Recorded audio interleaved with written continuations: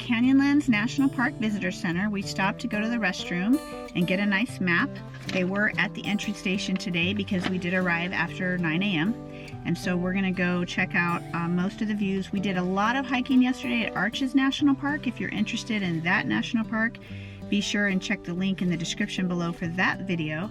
And today we're gonna take it easy and do like a driving tour and check out a lot of amazing scenic overlooks. Canyonlands is a very, very large national park with different zones with different activities. And the one that's closest to Moab, that's the most popular, is called the Island in the Sky District. And that's what we're gonna be exploring today. So here and at Arches, this is the first time I've ever seen toilets with the hole in the ground squat station, and I'm wondering if that's normal. Have you seen that before? I've been to a lot of places and I've never seen that except for in China. The first stop today is the Green River Overlook. It's about 6 miles from the visitor center, and I recommend you come here in the morning because the lighting is absolutely perfect.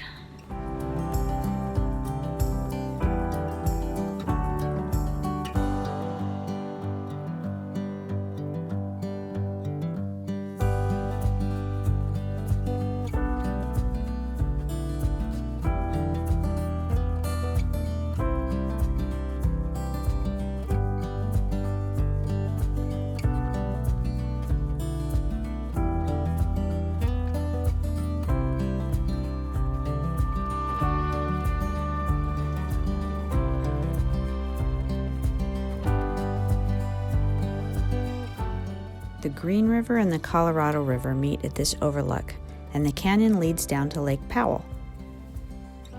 John Wesley Powell explored these uncharted canyons in May of 1869, whom Lake Powell is named after.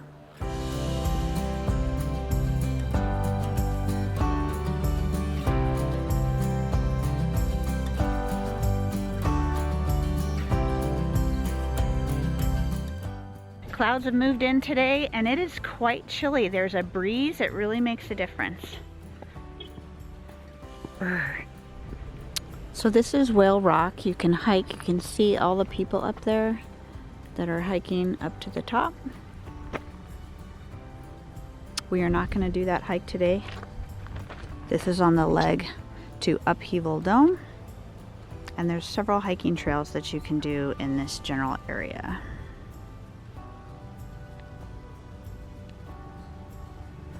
And from a distance, it does look like a big whale. And this has a very small parking lot. Maybe 10 to 15 cars here.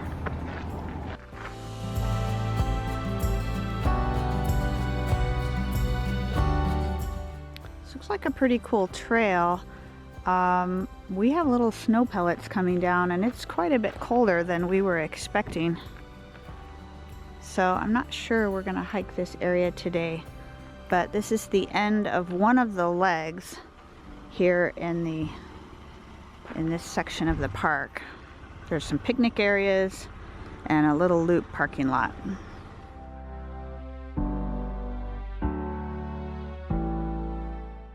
So when you're coming back from Upheaval Dome, you want to be sure and stop at the Holeman Spring Canyon Overlook. It's not marked, but you'll see a little pullout on the side of the road.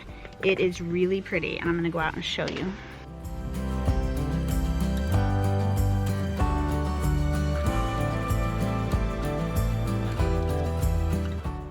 We've made our way to the Grand View Overlook. This is kind of at the end of the road on this section of the park.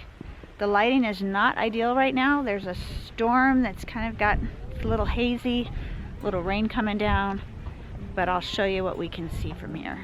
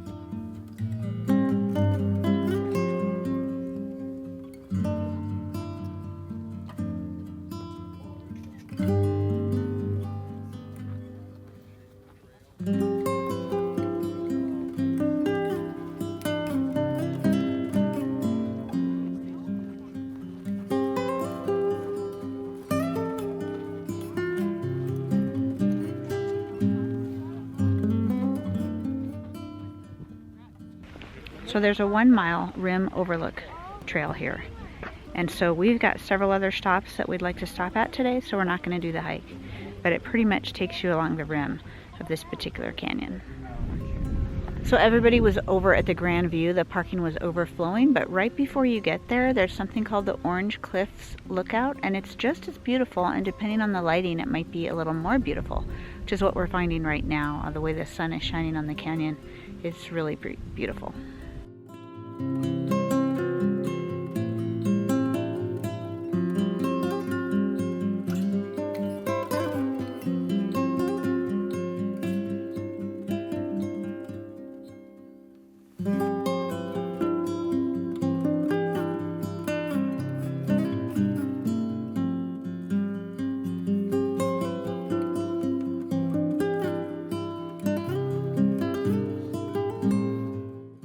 If you guys watch the show Westworld, I do not, but somebody just told us that this view behind me is the opening shot of the show Westworld. I didn't know that. Orange Cliffs Overlook. Now you can see a river. Do you know which river is in this canyon, Brian? Do I know what river? Green River. Green River? Yep. It's down there. Colorado runs on that side. I'm sure it's beautiful up here. Down there.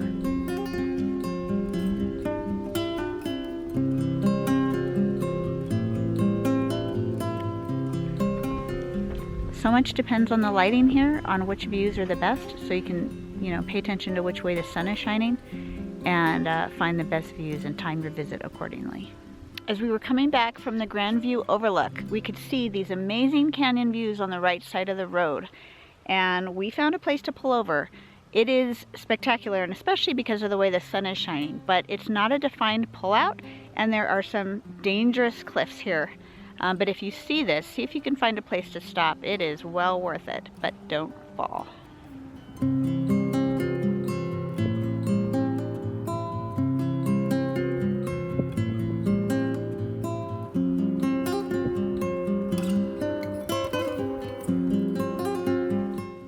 Next stop, Buck Canyon Overlook. It's just a little past where we pulled off the side of the road. I'm pretty sure it's about the same views, but this time they actually have a nice paved path to the overlook and probably some safety features so that you don't fall off the ledge.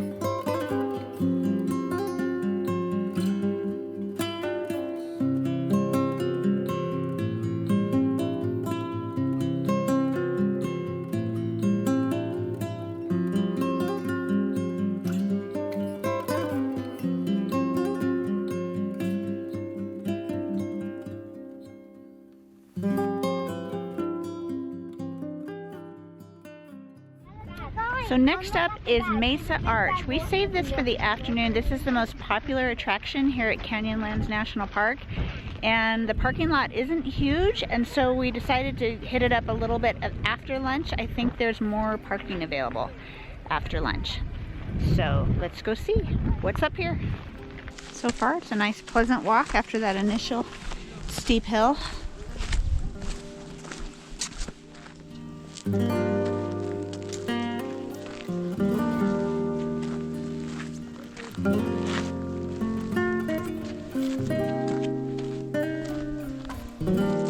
This part is a little slippery and not good for me. So this is pretty amazing, and as you can see, there's a little bit of a crowd waiting to get their photograph under the arch, but I think there's some amazing views through there.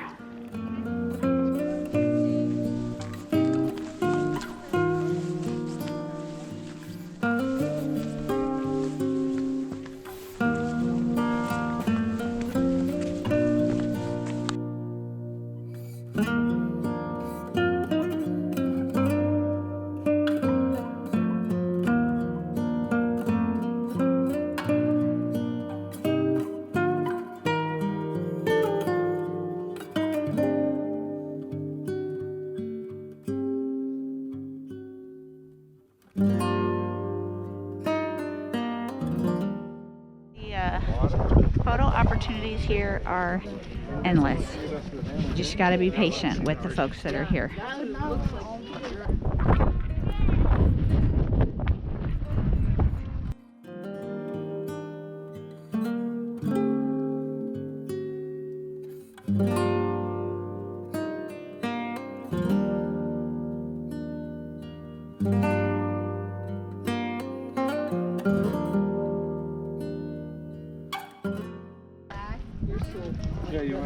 You basically can't come to Canyonlands without stopping and taking your photograph here. This is awesome. So be persistent with this stop. It's a small parking lot. It's absolutely incredible. If you come by and you can't find a place to park, go check out some of the sites nearby and come back a little later. Do not miss Mesa Arch.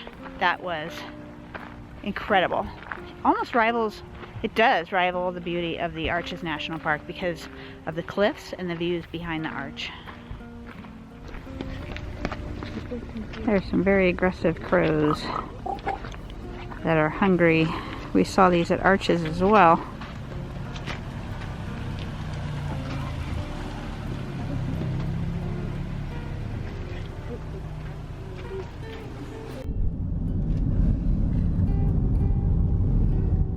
You can see that, but the bottom of those clouds in the sky are pink. So we came back to the Green River Overlook just to park and relax a little bit and get some lunch. The Mesa Arch is a crazy parking lot with tons of people, and there was no place to relax. But what I wanted to let you know was that these places are extremely crowded, and this was also the same in Moab. Every parking lot, it's like dog eat dog. Like anywhere, people will just park anywhere they can squeeze, and it's very easy to get stuck. Cars will come in and park so close to you that you might have a problem getting out. So just be careful. And for those of you who have RVs, I haven't seen a lot of RV accessible parking. So just keep that in mind at Canyonlands. And when they have RVs, other people take them up. I have also seen at Arches National Park, when there is RV parking, I saw it here too, when there is RV parking, sometimes you just have big giant trucks that go in, or they double up, like groups of them will double up and park there. So just because they have a designated RV parking lot, if people need to park, they're going to park anywhere they can find a place. So it can get really tight, and we just got sandwiched in here, so we're going to have to wait for these people to come back at the viewpoint before we can leave. So bring your patience with you.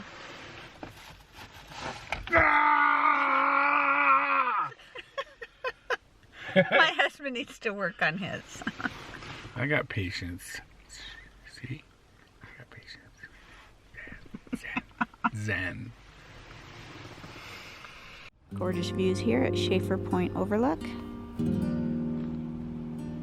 This is right as you enter the park.